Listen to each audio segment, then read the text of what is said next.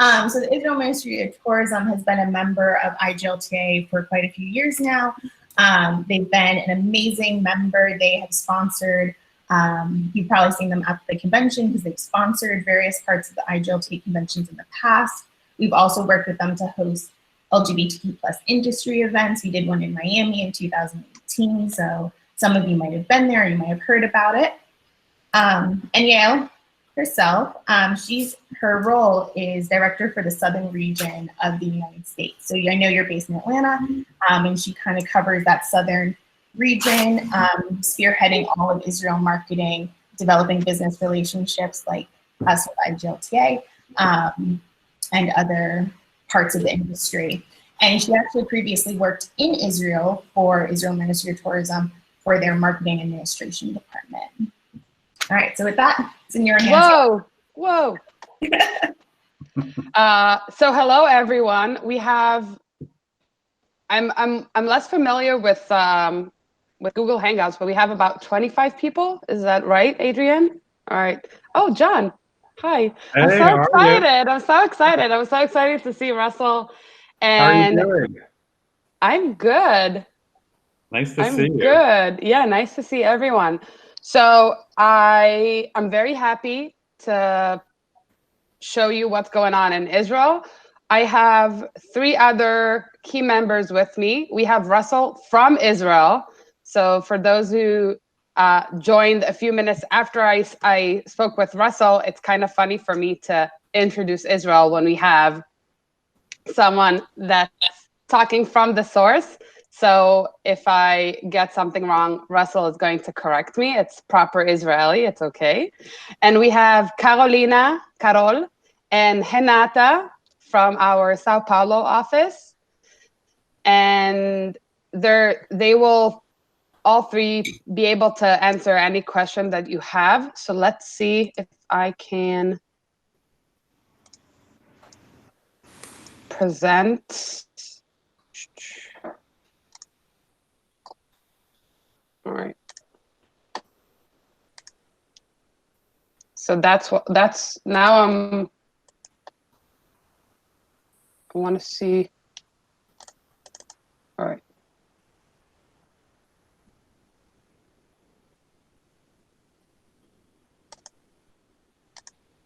Can you see my presentation? Yeah. Yeah. All right.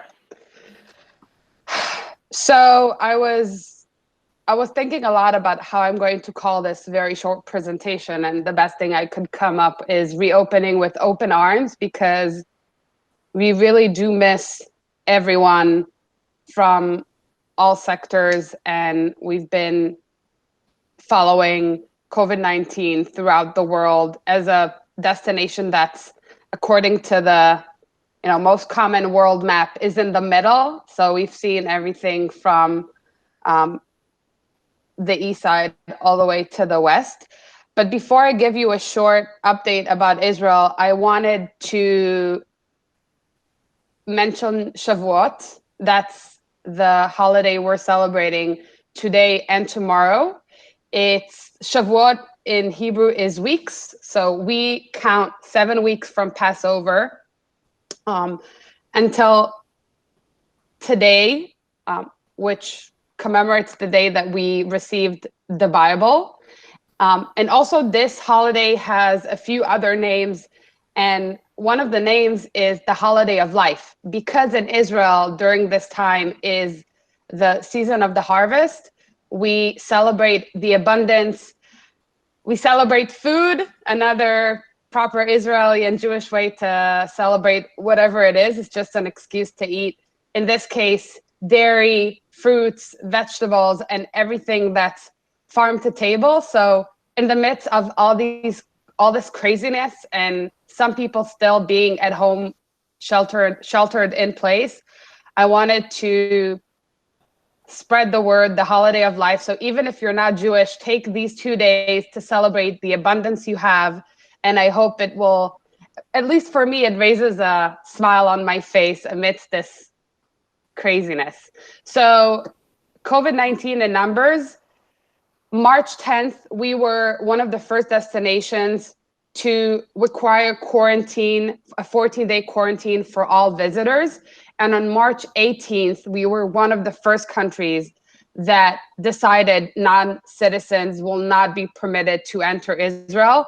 It was right after China and Italy. Israel was the third or the fourth. And the first week was very challenging because I had a lot of conversations with trade partners who were surprised. And 2 weeks after we found out, we did the right thing.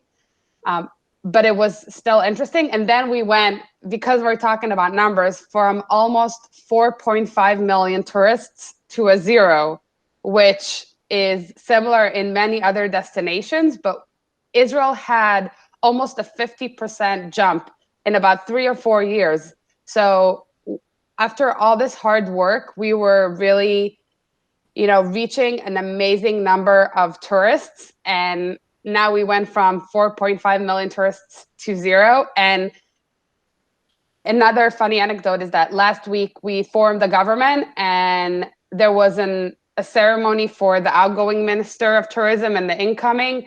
And the incoming made a joke. He said, the old minister got an office with 2.9 million tourists and managed to lose everyone. So yeah, it was, everybody left because, it was nobody's fault. And of course, the ceremony was with 0 people and social distancing. So, March 19th, we sheltered in place. So in Israel, we sheltered in place. People were not allowed to go more than 100 meters from their home, which is very different than many places, including Atlanta, Georgia, where I am, where it was never a shelter in place. Everything was closed, but you could go to the park. In Israel, it was, we go all the way. So in March 19, we sheltered in place. And then exactly a month after, we started relaxing the regulations. So now, just again, it's an ongoing, situation, and officials at the Ministry of Health, Ministry of Tourism, and also the Israeli Security Council are rechecking, reevaluating what's going on every year. But companies can have up to 30% of employees returning to the office. Standalone stores that are not in malls can open and sell their produce. Public transportation initiated with a cap of 75% of people. We had this discussion here. I had this discussion among my fellow directors, and we're guessing it will be the same for tour buses, but nothing official. So again, there are still many questions that I'm sure you have and I have. Outdoor events can happen with, it was 50 people. I'm not sure if they raised it to 100 people. Maybe Russell can correct me on that. And as we said, beaches are open. And going back to my, Israeli marketing agenda, Israel is an all-year destination. Even in January, it's beach time. So the beaches are open. It's something that everybody's super excited about. And the first day it happened, everybody flocked to the beach. And especially it's already warm and it's a holiday. So super excited. I stressed the last bullet point that has 2 sides. So from one hand, Israel has only one main gateway, Ben Gurion Airport. And that gives us the ability to monitor and to not follow people, but to be able to monitor people incoming and outgoing in case, God forbid, we have a problem. So that's on the good side.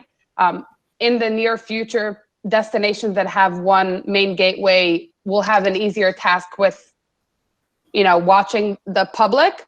But on the other hand, we're an island. So a lot of cases in Israel were brought to Israel from international travel, which makes sense because the world was traveling right, the eve of the pandemic. So we have to be very careful with how we process the situation right now. And also because we're already, everybody's economies took a great hit, and we'd rather wait another month and reopen to international travel than open early and then go back to the same place we were. So I know that a lot of destinations are considering opening because the summer is the hot season and also the hot season in business.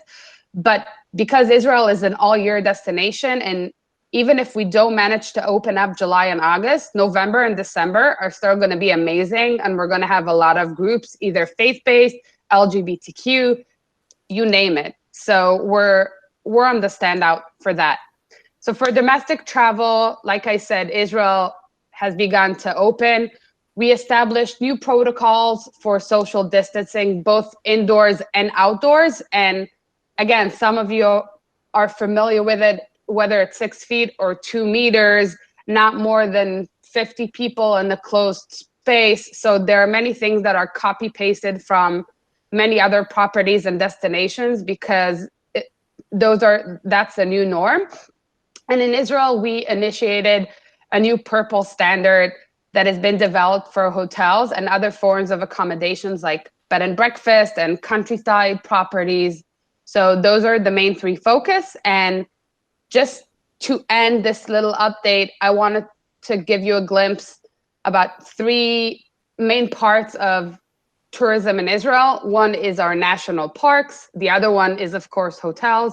And then talk about our holy sites, which is a key, not ingredient, but a key part of Israeli society. So the national parks and forests have reopened. The Israeli National Parks Authority reopened some 20 national parks, and they reinvented a booking system. You have to pre-book and prepay, and if you don't make it in the designated hour, you're not going to be allowed to go in. This is very against Israeli culture, so it will be an interesting experiment, but we have to keep the rules and regulations. So national parks and forests of the JNF, the Jewish National Fund. With hotels, I think all of the Israeli change, the Dan hotels, Israel and Fatal has started experimenting with the new health regulations. The Israeli breakfast that we were so well known for is going to take a vacation for a while, and all the hotels have expanded the hours of operations. Pools are going to be working longer. And again, you will have to pre-book your breakfast, your lunch, your dinner, but they're all super committed. And I wanted to bring you a short image from the new branding book by the Den Hotels that I received this week. And actually, I love it. I mean, it's a weird new norm. Yeah, but this shows you how serious we are. So they branded their staff masks, the sanitary gel that you're going to receive, and most of them did that because they want to reopen and they want to be able to provide service. And the last thing I wanted to mention was being able to go back and pray. So the third image from the left is the reopening of the Holy Sepulchre. Russell, maybe but I don't think it was ever closed. And forgive me, the Church of the Holy Sepulchre was closed. It was closed. It was closed, yes, but it's now. Now it's open. I mean, in the past. I don't know. When was the last time? Yeah, previously. I've never heard it being closed, even during, even if there was civil unrest or anything like that. I never heard of it being closed like now. I know. And it's, again, for me, I'm Jewish, and the Holy Sepulchre is one of my, I lived in Jerusalem for 7 years before I moved to the States, and I used to go there. It's an amazing place, a holy space that is so surreal, imagining it being closed. So opening back the Holy Sepulchre is definitely something that's inspiring. And you can also see the big synagogue and the Western Wall. Again, everything is being conducted or being reopened with social distancing, which is also very weird, but those are key, points in the reopening of Israel. And of course, I wanted to talk about LGBTQ events in the country. All of the big LGBTQ houses, so we call them in Jerusalem, Tel Aviv, Haifa, and Beersheba, decided they're going to postpone the big events for later on this summer and to conduct or hold virtual events in June. Most of this is actually a good time to talk about just to say a few words about the difference. Most of you probably know the Tel Aviv Pride Parade and the weekend, but in Israel, every Pride and every event is very different, and attending the Jerusalem Pride is very, very different than attending the Tel Aviv Pride. But nonetheless, they're all being pushed. They were talking about pushing them to the end of the summer, but we'll see. If it's not the end of July and August, then maybe September, October. But we are keeping, we're tracking all of those. So that was, I hope, did I make the 10 minutes? Probably a bit more, but. Thank you so much. That was a great presentation, and we're not really keeping count of the 10 minutes. So no. I know, but I just wanted to give you a glimpse. I hope it was not long enough, but being able to showcase what's happening in Israel, that it is different, because we were the first ones to close, and we did go to shelter in place, and closing the main holy sites is surreal. Mm-hmm. So it's just a glimpse of what's happening. And Russell, if you want to add anything at this point, unless you want to open it for Q&A. I'll be happy to say a few words, not too much, just a little bit, to add on to add VAT onto what you said. Here in Israel, we're ahead of Europe and the States, in that we reacted earlier. It hit us before it hit Europe and the States, and our government acted quickly.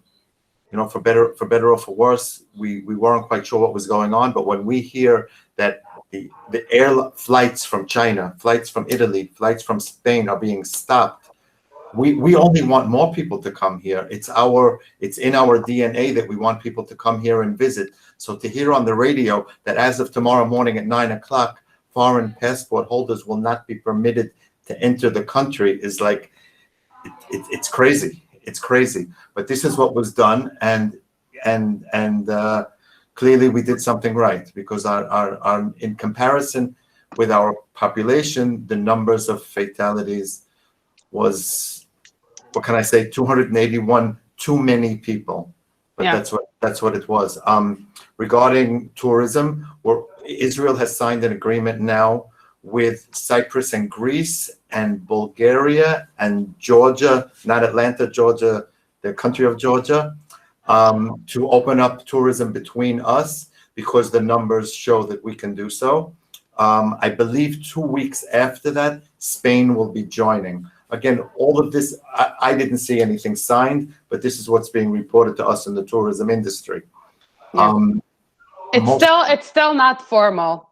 I mean, right. It's all in the framework of what we're aiming for.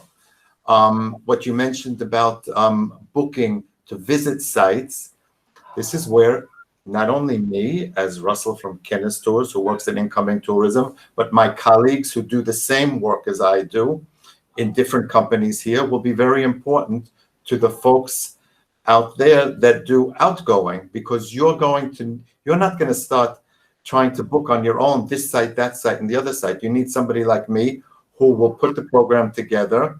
Again, with all due respect, I have amazingly professional colleagues in other companies that will also be doing this. Some of them are members of IGLTA, the better ones, and we'll have to book the sites for the tourists. That we know that Joe and Richie are going to get to this site at 9 o'clock and that site at 10 o'clock and the other site at 11 o'clock, and we'll have the time slot booked for them so they get there and seamlessly enter. Now we just have to wait for all this to happen, and that's not in our hands. That's in the hands of whenever this corona goes away. Mm-hmm. And I know we have Renata and Carolina on the call from the Brazil offices. Would you care to share anything before we really dive into Q&A? Hi, I'm Carolina from Brazil. I just want to say hi and say if you need something from Brazil, we are here and try to help and waiting for you in Israel. Is that from my side? Yes, hello everybody. I'm Renata Buono. I'm from the Israel Ministry of Brazil here in Brazil, the Israel Ministry of Tourism here in Brazil. I am responsible for the marketing department and the relationship with the tour operators. And I would like to say thank you very much for the invitation to this meeting. It's a pleasure to be here with all of you today. And as Carolina said, I'm here to give the support for whatever you need from our office. Thank you. Thank you. Okay, well, feel free Adriani, to call can out. I? Oh, yes, Clovis, of course. I'll just say that we love Israel in Brazil a lot. I'm very proud to say that the Tel Aviv Pride for more than 10 years is our big destination for our LGBT people in Brazil. And we love to go there. We love the people. We love the food. We love Rousseau. Thank you. Thank you to join us. Obrigado, Renata and Carol. You are great. You do a beautiful job to show Israel for the Brazilian market. That I think it's a big market, and I hope to travel very soon there. Thank you. Yeah, all of us. Yes, we hope so. Thank you. All right, well, feel free to call out your questions. And if you don't want to or having trouble maybe muting or unmuting, you can also type your question in the chat and we'll make sure it gets read and answered. Adrian, until there are questions, may I mention something? Mm-hmm. Okay, but stop me if people come in for questions, because that's always more important. Yael had mentioned that we're an island, and in a certain way we are, but in a certain way we're not, and it's important to say that. Our main international airport is indeed Ben Gurion Airport. From Europe, there are many flights that land at our newly opened airport in Eilat. There are many charter flights and such. Most people do land in Ben Gurion Airport. There is a second international airport near Eilat. We also have our very busy border crossings with our neighbor to Egypt and our neighbor to Jordan, where people can easily cross up and back to visit the sites in those countries also.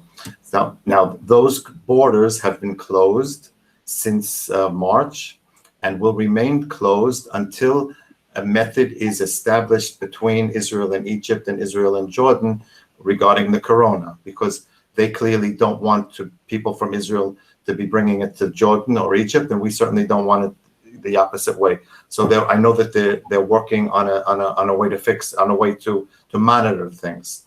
But all of these places will, again, as they were in the past, be easily accessible for tourists when they come to Israel to visit Petra, Wadi Rum, Jerash, and Cairo and the pyramids also. Yeah, and I will add to that and say that we really hope that these places, again, it will take some time, but so they will. We really want them to reopen, because now is the time to take advantage, similar to Europe that is now talking about the clusters, create the cluster of our own, which is for Israel, Jordan, and Egypt. Most people that travel to Israel, especially from the US, and I bet that, we haven't mentioned Mexico, but Mexico and Brazil, those are two other South American offices. If they go all the way to Israel, they want to travel Jordan and Egypt, and we definitely want them to. We're all about creating synergy in the region and taking advantage, and it doesn't matter what your motivation is. It's an amazing experience. So just adding to what Russell said, the other question, and that's a question I'm raising, if we sign, and Russell is hearing from the Israeli media, I cannot give an official statement because nothing has been confirmed about what we call green countries, as green as in the traffic light, that we could exchange tourism with. You know, questions are being raised. What happens if we sign an agreement with Cyprus and somebody comes from a red country into Cyprus and then to Israel? So of course, you know, you can look at their passport, but these are things, nobody wants to stop someone at the border and say, oh no, but before Cyprus, you came from Italy. So it's something we really gotta, you know, track and, like I said, monitor. It's all about monitoring. Something I didn't mention is the new regulations we established at the Ben Gurion Airport. So there was a tour of officials from the Ministry of Health who are, you know, you have, again, it's all sides. So you have from one side the people, the officials of the Ministry of Health that want to push the opening of the airport as far as they can. So March 2021. And you have people from the Israeli industry, not just the tourism industry, but commercial flying, that want to open it not tomorrow, but as soon as they can.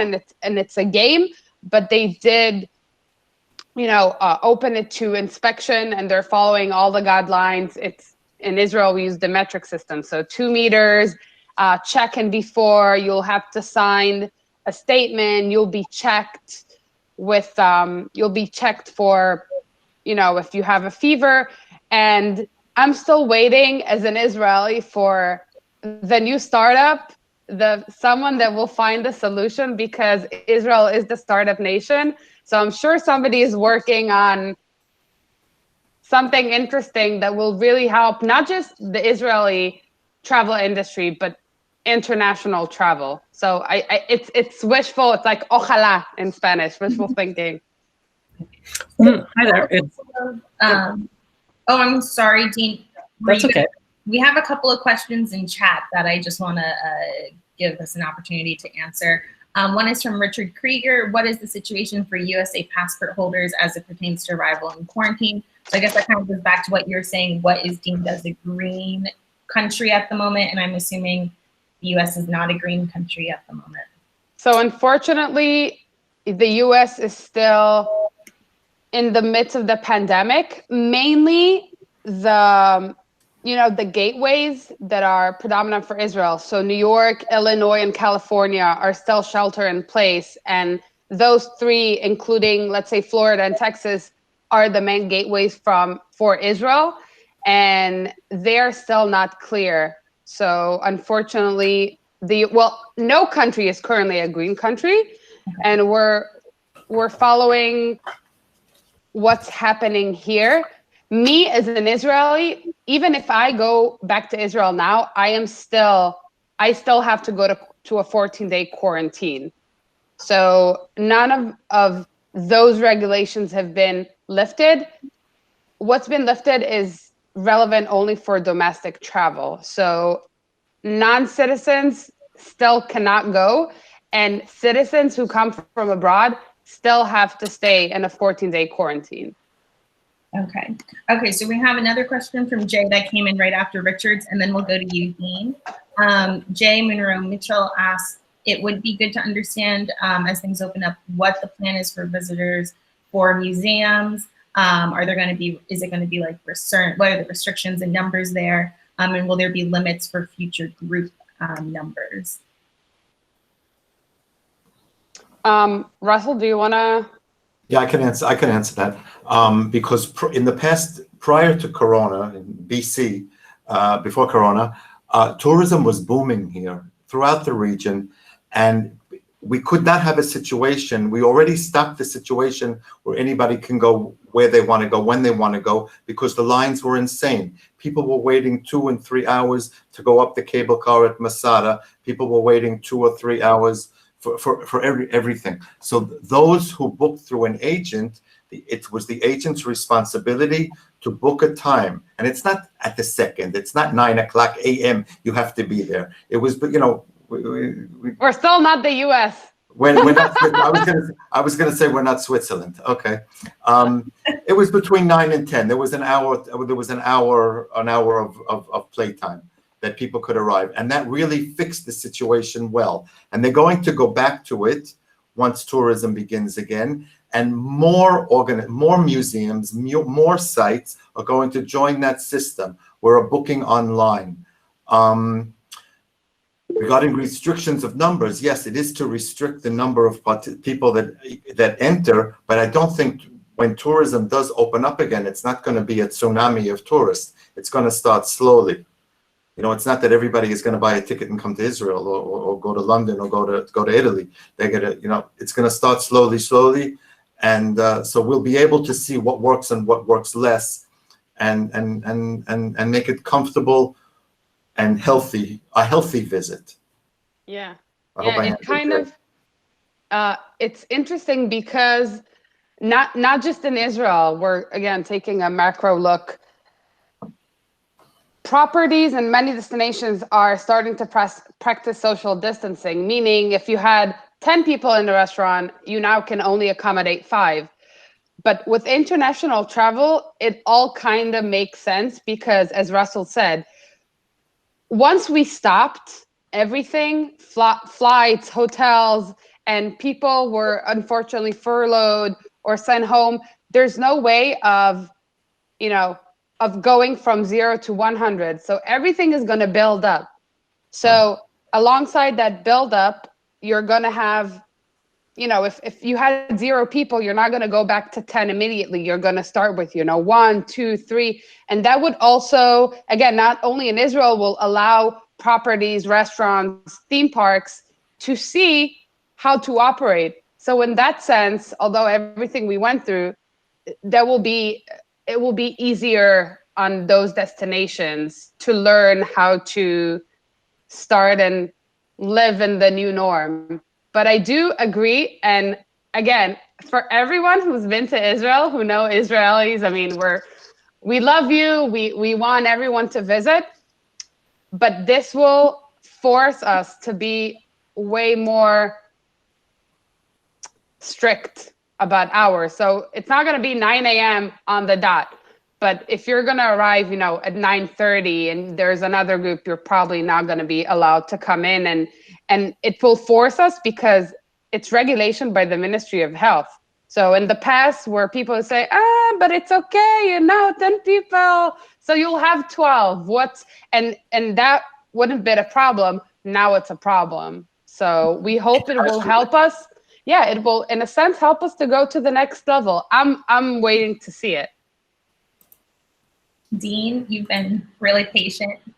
Yeah, my question is Israel looking at adopting a similar procedure like Iceland's doing, where they want to have all visitors download a contact trace app to help track people just in case somebody gets sick or you're in contact with somebody who becomes sick. Also doing testing on arrival or providing a health certificate on arrival showing that you're COVID-free or clear in good health. Is that something you guys are looking at doing as well? So you asked 2 questions. For the first questions, that's not something that has been in discussion. Creating an app and following tourists across Israel. It's just not something that we've been debating. For the second questions, we are talking about checking people before they board the plane to Israel. So not upon arrival, but before leaving. And again, filling statements and taking fevers and everything other destinations are starting to work with and have a part of their process. However, with statements, it doesn't matter where you are. You can make a statement and it will be true or false. So that's something that was relevant for before, and it's just nature of people. There will have to be a mutual understanding that if somebody's been in touch with someone that is suspected with COVID, he will just not travel. But it's human behavior. Also, I've been raising a question. You know, some people that travel with the fever that's not COVID. And in the past, it used to happen all around us. I mean, who hasn't flown and two days later found they have a cold and they probably got it on the flight? So that's another question. If you enter an international airport and you will be found to be carrying a fever that's not COVID, what will the results be, if that makes sense?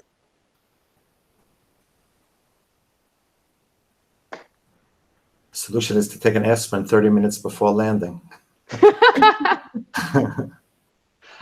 Dean, where are you from? Iceland?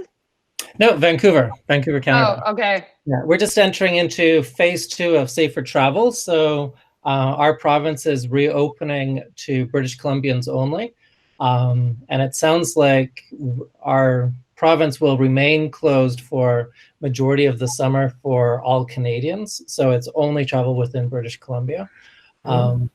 So yeah, we're being very cautious, I guess. And very good. We anticipate that the US-Canada border will remain closed probably until January, unless the US gets their situation under control. So what do you think about the app you just mentioned? Creating an app? I'm kind of in the middle. Two camps where I think it's very valuable to have that, but what happens to that data and how long is it stored for?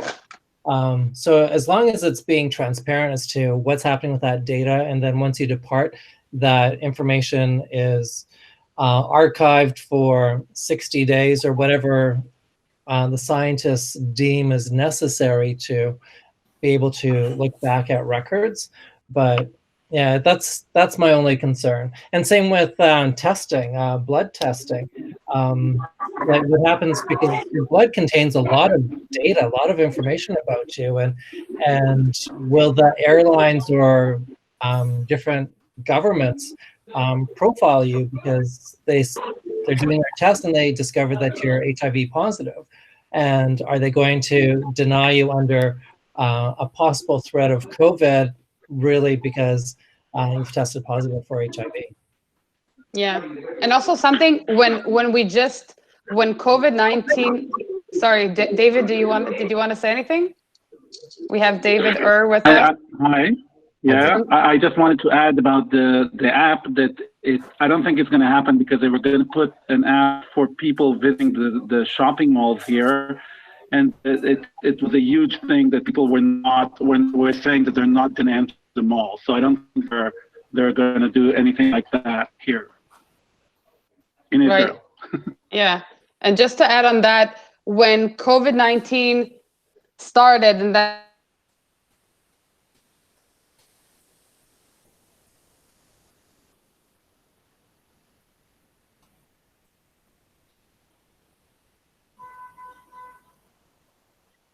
We lose her? Yeah, I thought maybe it was just my screen. So me too. Okay, so I think, Yael, you bring it up. Or until she comes back, may I say something? Of course. Okay, but try to get it back. Just when this started, the Israelis did an app for Israelis called Magen. Magen means protection. And they did ask everybody to download this application, and it would track if you're in contact with anybody that has been reported with corona. So say I had it and my neighbor had it, if we would come in contact, it would show up and we both had the app, it would show up on my app that I was in contact with somebody with corona. And then the people were saying, well, you know, this is having the Stasi down, you know, watching Big Brother, watching what we're doing all the time. And I saw a show on TV that compared this Magen application that was really made to assist people because of this crisis, and Google. We all have Facebook, we all have WhatsApp and Google. And how much more Facebook and WhatsApp and Google traces you than this application did. Just on a regular daily basis, Google can give you a listing of everywhere you've been based on the Wi-Fi's that you've tuned into, that your cell phone is still tuned into. So it wasn't, the issue was just it not being something that people wanted to do, not really, FBI Big Brother stuff. Yeah, I think it's just the optics, right? Yeah. Well, Yeah. we were talking about tracing Yes. apps, and my internet died for a split second, so. We fast forwarded. It's all right. Welcome back.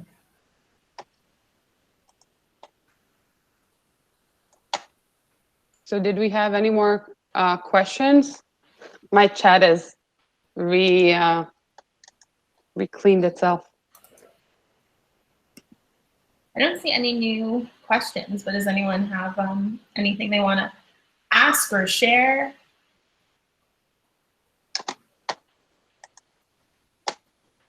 Okay, well, maybe while you think of some questions, at the beginning of this, I mentioned we were going to hear an update from Andrew Lear with Oscar Wilde Tours to bring us up to date on his new virtual tour series, Zooming Through Queer Culture. And the first tour is this weekend, so we want to give him a chance to bring us up to speed.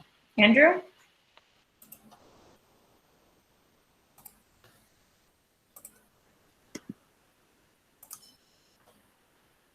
Andrew, you're on mute. I can't see you, but now I think I'm on mute. Nope, you're good now. I'm unmuted. I'm here. All There right. you are. So here I'm going to stand up so everyone. I'm going to say hi to you all from lovely Provincetown. I think maybe you can see. Oh, gorgeous. So yes, what could be a gayer location, right?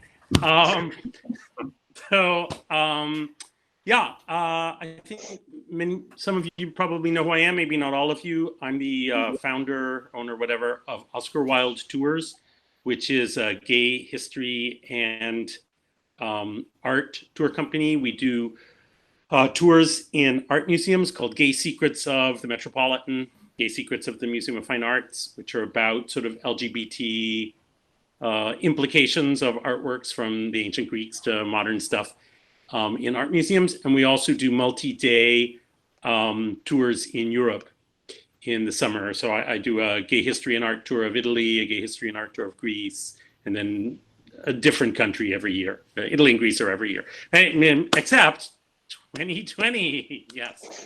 So as you might imagine, we were cheerfully, the spring is a great season for Oscar Wilde Tours at the Met. Yeah, we went to zero very fast. And so I was thinking about various things to do. I have a new YouTube show started called The Sexy Secrets of Great Art. And I'm starting a podcast as well on similar themes. But in the meantime, those are, LGBT, but also other stuff as well. I do a lot of stuff about royal mistresses and courtesans and all kinds of sexy things you find in art. But on the LGBT side, specifically, I've started a lecture and tour series on Zoom I wanted to say thank you, Adrienne. Yes, there we are. Adrienne. So we are starting them this weekend, as she said, with a free, or at least donations only, version of my Gay Secrets of the Metropolitan Museum tour. And but the tours are not necessarily by me. So I have 7 tours scheduled in the next 5 or 6 weeks. We have LGBT tours of MoMA, the British Museum, the Victoria and Albert, a tour of Oscar Wilde's life in Dublin. I don't know if any of you have seen posts about Dr. Eric Cervini's forthcoming book, The Deviant's War, about Frank Kameny. The Gay and Lesbian Review will be interviewing Eric Cervini. We have the NYC LGBT Sites Project doing something about Greenwich Village before and after Stonewall. So that's just the first 5 or 6 weeks, because we have a bunch of other people coming up doing the British Museum and hoping to have things in Berlin, Paris, all kinds of stuff coming. Including, I don't know if Alessio is there today. We're going to have our IGLTA friends at Quickie in Italy are going to do a presentation about the places where the movie Call Me by Your Name was filmed between Crema and Bergamo, north of Milan. So anyway, and we'll put the announcement with link to the page in a message to everybody who's here this week. So yeah, just spread it around. It's I'm not earning money through this, and the money is just going to the guides and lecturers. But it's just kind of a community project to keep everybody engaged and interested. And I know Babs isn't here this week, I think. Oh my God, what is a meeting without Babs? But Babs was very big on sending it to her customers just as a way to, communicate with people and show them something interesting is going on. And I hope other people will do that as well. So. Yeah. Thank you, Andrew. And Andrew brings up a good point. In the follow-up email that we always send out, usually on Fridays, we're going to include this information. So if you'd like, you can join. Andrew, are you giving the tour this weekend, or is it going to be another tour guide? Okay, so you can join Andrew's tour. It's of the Met, right? A Secrets of the Met on Saturday. No, Sunday, I think. Oh, Sunday, excuse me. Well, it'll all be right in the follow-up email, and you can join. And we'll include this link once we have it. We kind of process the video, as you know, and put it out there on our YouTube channel. And Yael, any information you'd like to share with us or that we can share for you, that will also all be included in the follow-up email. But Andrew, this is John. Babs did actually get on the call, and I'd be remiss if we didn't give her an opportunity to ask a question of you or of Visit Israel. Hello, Babs. I'm sorry, fellas and ladies. I had internet problems, and I was on the cell phone with the two companies. But I just got on, so I heard nothing except Liz said it was a wonderful, wonderful discussion, what was going on, with lots of good questions and answers. So, I listened to the recording to you next week. All right, thank you. Are there any other final questions or comments? I just wanted to say, Babs, if you didn't hear what I said, the lecture and tour series that we were talking about will be in the follow-up email from this week. No, I got that piece of it. Oh, you got that piece. Yes, so I'm very excited about seeing that as well, okay? Fabulous. Babs, what you missed, though, was the whole presentation about coming to visit Israel. Yeah.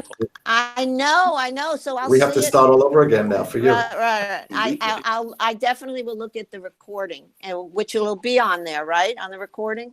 Yes, we'll get the okay. We'll get that processed as soon as possible and send out the link. Okay. Thanks. All right. Okay, well, if there are no other questions, Kristen, I just want to thank everyone again for joining us for another week. We really look forward to this, and we're really proud of you guys. I know I say that every week, but we really are. We tell everyone that you're so chatty and so bring up great discussion points, and we just really enjoy it, and it's a nice highlight of our week. And especially as we've gotten used to now incorporating speakers each week, it's been wonderful to hear from so many different destinations and people and industries, and I hope it's a little bit of sunshine in your stay-at-home time. Yeah. And this weekend, eat a lot of dairy, a lot of fruits, vegetables, and white wine. That's Shavuot, or the equivalent of Pentecost. So again, another excuse. I got a cheesecake. Like we needed another excuse for all that, right? But thank you anyway for giving a justification, yeah. Yeah. That's you can always blame me, Clark. Always. I'll take the hit. Thank you so much for your presentation. It really was amazing. We're so happy to have you on today.